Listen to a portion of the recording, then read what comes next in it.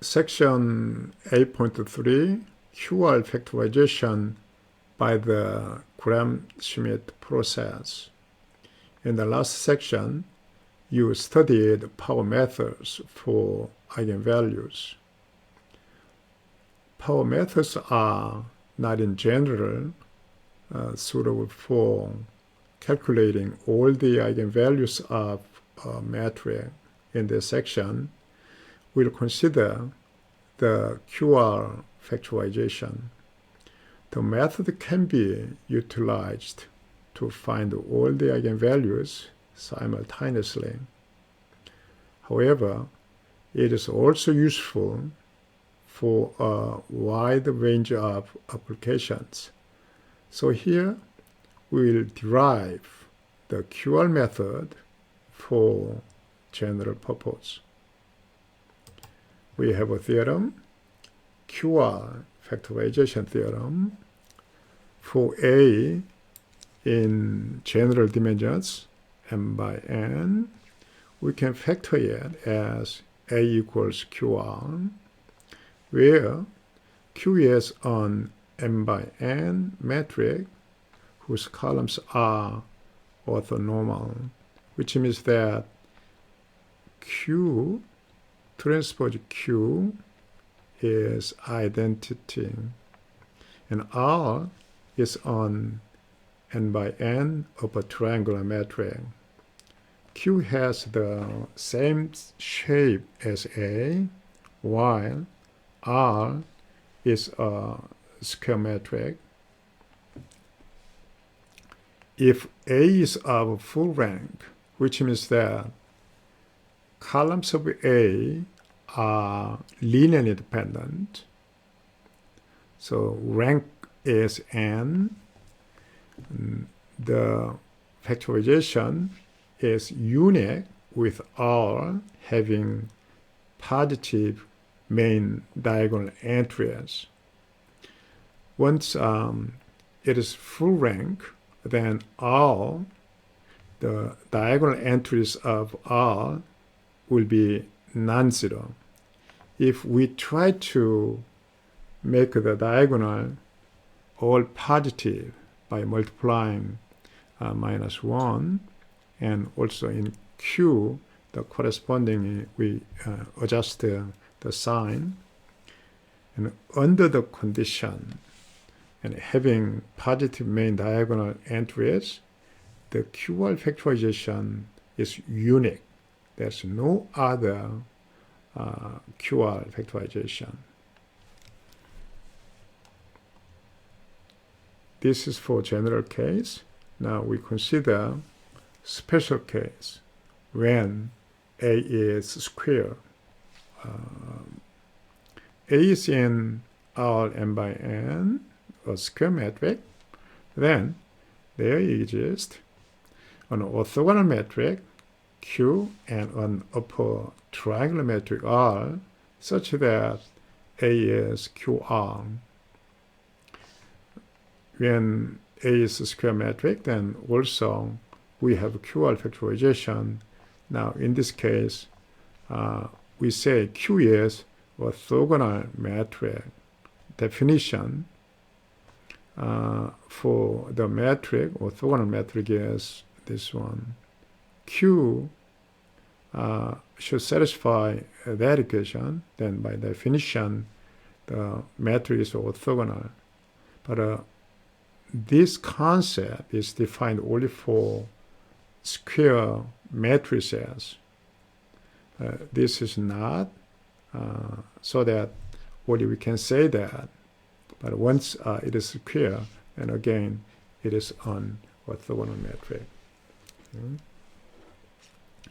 Okay, now again, here very special case, a square and non-singular. That is corresponding to having full rank. So then there exists unique QR, exactly the same as in this theorem, such that Q is orthogonal and R is upper triangular with positive main diagonal entries, and A is Q1. Right? So that eventually these are the special cases of this theorem. There have been several methods for the computation of the QR factorization, such as Schmidt process and the household reflectors. After learning what household reflectors are, we'll try to get QR factorization using the method. In this section, we consider QR factorization by the Schmidt process. This theorem is a revisit of earlier in chapter 6. Once you were in numerical analysis part 1, then you studied this one. Given a basis x1 to xp, that means these are linearly independent. And for non-zero subspace W, which means that all the vectors in this subspace W can be expressed as a linear combination of these vectors. The main thing is they are linearly independent. And we can define here out of x1 to xp, we can define v1 to vv. Then now this collection is on orthogonal basis. That means that these are orthogonal each other. So the dot product are mutually zero. Okay. In addition, now span for any intermediate k, span of x1 to xk is the same as span of v1 to vk. This is basic stuff from linear algebra. If you want to see the detail, then try to go to the theorem 6.5, and also video clip is available, so try to watch it.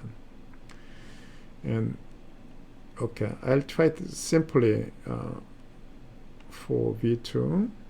Okay, V2 is obtained through this orthogonal projection. Okay, I'll explain this one simply. Okay, this is x1 and another vector x2. Okay, that is x1. We now defined v1 from x1. Now from x2 we try to make orthogonal projection onto x1. x1 is v1. Now try to project here. Then this portion is projection. So that is exactly this one. And now that portion is now v2. So x2 is this, x2 is this term plus v2. So v2 is orthogonal to x1. Now that is parallel to v1. So x2 is projected to x1 and the component is subtracted. The remaining part is only the orthogonal component, and also they are linearly independent, so that v2 is always non-zero, and so that we can find that one. Again, from x2 x3 we project x3 onto v1 direction and also onto v2 direction, and they are subtracted from x3. The remainder is non-zero. We define the remainder to be v3, keep going. In this way, we define V1 to V3 and Vp, then the collection of these vectors is on orthogonal basis. That means that they are orthogonal because only the remained orthogonal parts are collected. Okay? That is Gram-Schmidt process. And then once we have orthogonal bases, then we can normalize and divide by its length. Then that will be orthonormal bases. Right? Now, QL factorization by the Gram-Schmidt process is completed along with this Gram-Schmidt process. Okay, start with a metric. Assume we have full rank metric. So x1 to xn, so they are linearly independent. And using the Gram-Schmidt process, we can obtain on orthonormal basis. And after getting orthogonal basis, normalize the basis, then that's it. This orthonormal basis. Now, once we have orthonormal basis, then here x1 can be written in this way. x1 is in the space spanned by only first one. Okay, over there. We already know that one. So any intermediate space. So there are k vectors and k vectors from V and k vectors from X. They are the same. So the x1 is in the space spanned by U1. So the x1 can be expressed in this way. x2 can be written as a linear combination of U1 and U2. And the coefficients can be found in this way quite easily. That's the benefit of considering orthonormal bases. The vector expressions are so simple. And x3 and eventually xn. Okay. Now, anyway, these are vector expressions over the orthonormal basis. So if we write this one into QR, then now Q can be a collection of these the bases vectors, and then R. Okay, so that eventually, and if you multiply QR, then that is same as eventually this one. So the first column will be, after multiplication of this one times that is exactly this one. So that once you consider the QR, then there will be exactly this equation, column by column. So algebraically, you can check quite easily. Okay, so that is QR factorization by the Gram-Schmidt process. Let's see examples. Find the QR factorization for this square metric using Gram-Schmidt process. Now V1 is x1, so the first column, and then now V2 is now from x2 that is projected to x1 and subtracted. That is now x2 and this coefficient, and now x1 is subtracted to get that. And then from this one, U1, it can be obtained by normalization. So we recheck these vectors. So Q is the collection of two vectors. So that's the Q. And R, okay, either R can be obtained in this way, or now by using this formula Q transpose A, you can get that once Q is obtained, then Q transpose can be multiplied to A, and then you can get R. We did here, R is Q transpose A, then you have that upper triangular matrix.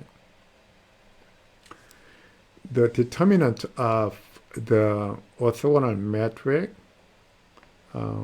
has value of plus minus 1, so the determinant of A is same as plus minus determinant of R. Okay, A equal QR.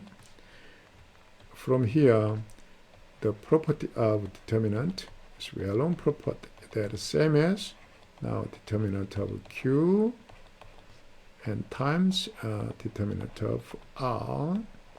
But now this is either 1 or minus 1, so that this quantity, that quantity must be the same, or negation of the other anyway, so that determinant of A is plus minus determinant of R. For orthogonal matrices, always the determinant is either 1 or minus 1. Okay. Okay, let's see another matrix. Now this is a tall matrix 4 by 3. Now by using Maple script, we try to get it. Now A is defined as first row, second row, third row, and final row. And A1 is now first column. And V1 is defined to be from the first column. And then U1 is normalized by its L2 norm. Now here, case from now 2 to 3. And so the second column, third column, we are getting now the column and saved into AK, and VK is the projections subtracted from AK, and from VK we get UK through the normalization. Okay, here. And then for R, now we are using the formula and UI dot AJ, that is exactly now this one. Okay, we try to get R along with the formula, and then here Q is collection of U1, U2, U3, and this is the exact value, and R is now here. So once you multiply QR, then you can easily check that that is exactly the same as the original matrix A. Okay? Okay, that's the end of the section. Thank you.